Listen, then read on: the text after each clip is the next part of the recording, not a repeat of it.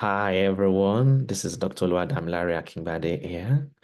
I'm so glad to present at this year's conference. Congratulations to Mrs. Abiola Ilara and the team for this great conference, and thank you so much, Ms. Ilara, for the invitation. I've been asked to speak on a very interesting topic, and permit me to share my screen.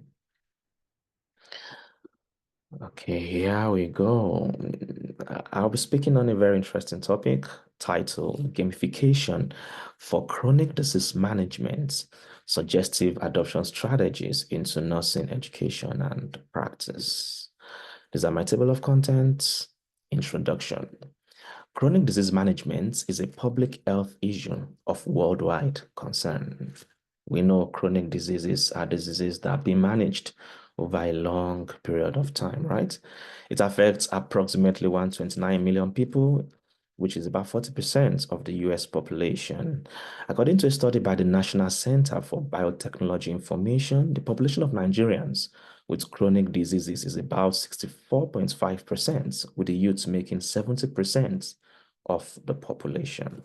That's serious, right? Yeah.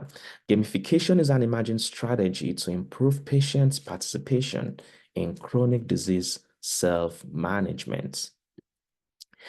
Gamification originated from the digital media industry in 2008 and has been incorporated into various operational sectors.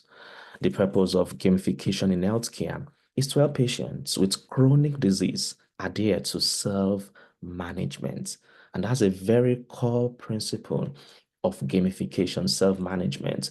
We do not want our patients, our clients to be passive receivers of care. We want them to take a very active role, play a very active role as far as their care is concerned. And there is a focus, a shift from the paternalistic relationship pattern of healthcare practitioners to the patient. So the healthcare worker is king, anything he or she says is final, and things like that. But there is a market shift in the focus of healthcare from this. We want our patients to have a say. We want them to speak. We want them to play a very important role in their care. Gamification is the process of motivating individuals to find joy in monotonous, repetitive, or uninteresting tasks in a planned, selective way and guiding individuals to make positive changes. Nobody likes to go to the hospital. Nobody likes to go through treatments. It's boring, it's stressful, it's challenging, right? How can we make it enjoyable? How can we make our patients derive joy in this? Here comes gamification. Gamification is also defined as the practice of introducing game-like dynamics into routine activities to engage the users. It refers to the application of game design elements to non-game contexts. So let's talk about the psychology of gamification. Gamification harnesses key psychological principles to boost motivation. Many patients are not motivated. They are tired. They are stressed out, right? So when we introduce gamification, it tends to boost their morale. They are excited to be part of their care and things like that. And talks about autonomy, competence, and social connection, providing rewards and feedback. So when we give our patients feedback, when they get rewards, when they play the game, they they are excited, creating a flow state that enhances focus and learning retention. And through techniques like variable reward, social comparison, and role playing, gamified system make tasks enjoyable and immersive. Patients are really engrossed in their management. Social comparison taps into the natural man desire for status and improvement within a group, pushing people to strive for better performance, right? So sometimes some games can have features whereby people compete with each other, and things like that. They're excited and they are motivated, right? So it helps to reduce cognitive load by breaking down complex tasks into manageable steps. So as we're going to see later in the presentation, many things in healthcare is complex, from how we manage the patients, from the things we are trying to teach our students as lecturers. So gamification can help to break these complex tasks into simpler, manageable steps. And the combination of motivation and structure makes gamification an effective tool for enhancing learning outcomes and user commitments. Let's talk briefly about gamification in nursing education. Games have been used in nursing education since the 1980s. Yeah, they were seen as entertainment rather than nursing education at that time. Gamification, which is based on game-based learning, provides an environment where nursing students can practice clinical reasoning and decision-making realistically and safely. Like I said earlier on, some concepts are just vague, abstract. So when we bring stuff like game-based learning into it, it makes learning fun, right? Combining a creative learning environment with an active learning pedagogy structure can result in a successful educational event that will resonate with the nursing workforce. So active learning, active. So our students, for example, should not just be passive learners.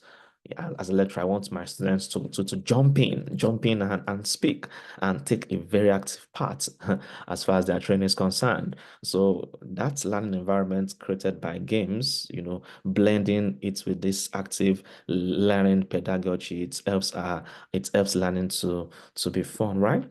Simulated scenarios based on real cases accelerate the acquisition of skills, knowledge, and abilities needed to handle real life situations effectively. And traditional education methods and strategies do not consistently engage the typical students. Students nowadays, attention span, I mean, is low. There is a lot of things are combining for the attention of the average nursing students nowadays. So gamification can also be a means to trap their attention. Using gamification as a part of nursing education increases satisfaction, creative thinking, and control. Some interventions, gamified or gamification interventions, have been used in nursing education. For example, this study is a study conducted in Spain showing the effectiveness of gamification in nursing education. So after this intervention, which is a kind of game, it was able to provide improvements in satisfaction and increase in knowledge level before and after the intervention was delivered. Another one is the effect of a gamified flipped classroom intervention, right? So what's a flipped classroom? A flipped classroom, when you flip something before the lecturer comes to class, some materials will have been given to the students to read, to pour over and things like that. And then when we now come to school, when they come to class, we can now discuss this, interact, and things like that. So it makes learning fun. And now, as this intervention now introduced a kind of game component into this flipped classroom, and the result was interesting. There was an increase in student self-confidence, increase in their skills knowledge, intensity of preparation, and motivation. Really interesting. Right. Gamification. Another intervention was developed in the USA and also, called GameX. So this was the initial stage of development. So this paper highlighted the process of developing that intervention. And also another one that was developed is talking about escaping the monotony of education. And this one was done among in a kind of emergency setting. So they called it a trauma escape room challenge. And in this challenge, they simulated a kind of environment whereby healthcare workers, nurses now, they are trying to, rescue patients that are in trauma and things like that. So this was also a very wonderful intervention that proved to be beneficial. Talking about gamification in nursing practice. This enhances patient engagement, improves adherence to treatment plans, increases motivation, enhances education, supports lifestyle changes, and improves progress tracking. It has supported patient-centered care by making health management more interactive, personalized, and motivating, like I explained earlier. So this is also an example of another intervention. It is a gamification educational intervention which improved pediatric nurses' comfort and speed drawing up code dose epinephrine, right? Yeah, so these papers I've put in there, you can read more about it and see how they developed the intervention and how these things actually work. Another one is the GAIN study. And this one was also conducted among nurses. It was a single center observational study, and the results showed that after this intervention, many of them found the game useful, and the setting actually simulated the workflow that was being painted in patient management as far as the setting is concerned. So this is another example of how games are used in nursing practice. So we can read more about these interventions. Because of time, I won't be able to go into details. These are examples of gamified apps in nursing education and practice. You can also Google this and see more about them. And the question is, how many of these games, I know that's a question. I can read your mind as you are listening to me. How many of these have been developed in Nigeria? How many of these have been developed in West Africa and things like that? Right? So this is a call to action that this is an area that is underexplored. I tell you, little or none, nothing has been done in this area as far as this climb is concerned. So a lot of research needs to go into that, right? Gamification in chronic disease management, it helps to increase adherence to medication, promote self-management, encourage behavioral changes, increase patient engagement, increase patient supervision, and endorse adherence to treatment. What are some challenges and limitations that we have encountered? There are quite a number of them. Geographical location and accessibility concern. Yeah, that's very, very crucial, right? Geography, like I said, many of these interventions have been developed in high-income countries and because of obvious issues, right? Like infrastructural challenges, money, right? We need money to do these interventions. And somebody is thinking, okay, how I'm not a tech person, I'm not a tech bro or tech sis, like we used to say. Actually, this you don't need to do it to know how to do it. I was in a training yesterday, not nursing training anyway, and entrepreneurship training, and the speaker was teaching us about a book. Is it How and Not Who, something like that? How and Not Who are Not How, something like that. You know, or is it How and Not Who? I've not read that book, but the concept that I was trying to say is that in this day and age, you don't need to know how to do many of these things. In fact, as you scale up, I preach a lot about leadership. I believe so much about leadership. And the more you scale up leadership cadres, the more you are able to do many things. And the more of the things you engage yourself in doing as a leader, the more ineffective you tend to become. Because, for example, you are the one that will design the website, you are the one that will code the game, you are the one that will do the research, you are the one that will do this. You are freaked out, actually.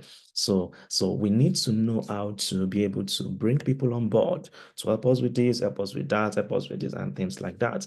And that's collaboration, right? Which I also preach a lot about. Some other challenge is gaming addiction, right? It's a lot. I've been, coming the country I was right if I got here. On the train, you see people, playing games, both old and young, and things like that. Technical issue, resistance from healthcare providers. This is very important.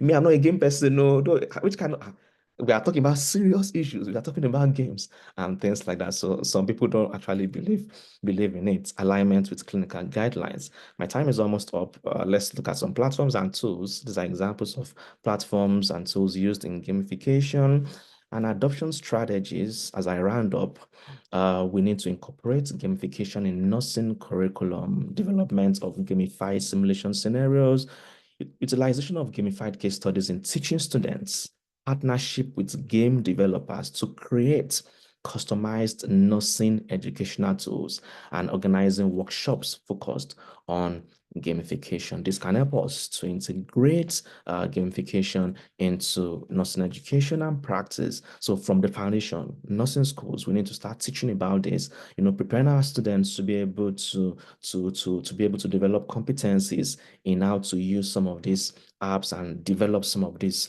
interventions. And also research is also very important, right?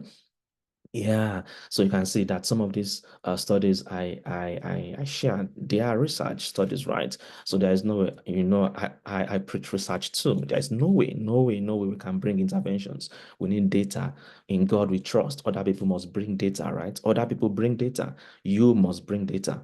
That's very important. So How can we convince, for example, convince people, convince policymakers, convince investors that they should invest in all these game things? We need data. We need evidence, evidence-based nursing, evidence-based practice. That's very, very key. Oh, my time is up. Let me just round up. You can also, collaboration with tech developers. I mentioned that train of nurses and a host of others. In conclusion, gamification has the potential to revolutionize chronic disease management by enhancing patient engagement and adherence. Nursing educators and practitioners should embrace gamification for chronic disease management in this technology-driven era. These are my references. Thank you so much for listening, and God bless. Bye.